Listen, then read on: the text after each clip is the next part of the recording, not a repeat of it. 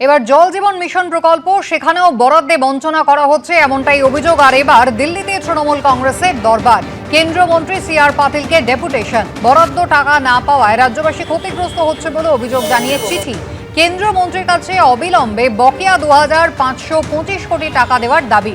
টাকা নিলে হিসেবও দিতে হয়, পাল্টা আক্রমণ জানিয়েছে বিজেপি। 15 জন মেম্বার অফ পার্লামেন্ট মাননীয় মন্ত্রী CR পাটিল এর সঙ্গে দেখা করলাম এবং যিনি জল মিশন নিয়ে জল জীবন মিশন ফান্ডের যে বাকি টাকা আছে সেই টাকা নিয়ে বলার জন্য, এই টাকাটা না হওয়ার জন্য এই যে JMM জল মিশন প্রজেক্ট যেটা, সেই প্রজেক্টে এটা সার্থকতায় রূপান্তরিত হচ্ছে না এবং কাজগুলো সব অর্ধেক হয়ে পড়ে রয়েছে। ওনাদের বক্তব্য হচ্ছে যে এই টাকা প্রধানমন্ত্রী এখনো স্যাংশন করেনি, ক্যাবিনেট এখনো স্যাংশন করেনি।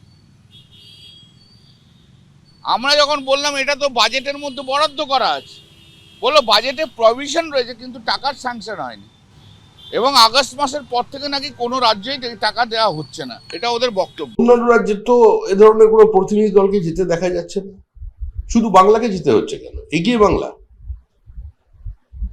প্রশ্ন হলো তৃণমূল কংগ্রেসের বক্তব্য আমরা টাকা নেব, এটা আমাদের অধিকারের মধ্যে পড়ে, কিন্তু হিসাব দেওয়াটা আমাদের অভ্যাসের মধ্যে পড়ে না।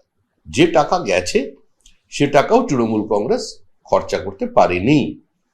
এখন সমস্ত ক্ষেত্রেই যদি একটা প্রাতিষ্ঠানিক লুট তৈরি হয় তো কেন্দ্রকেও তো জবাবদিহি করতে হবে, তাকেও তো কোনো আর্থিক শৃঙ্খলা মেনে নিয়ে তবে তো রাজ্যের কাছে টাকা পাঠাতে হবে।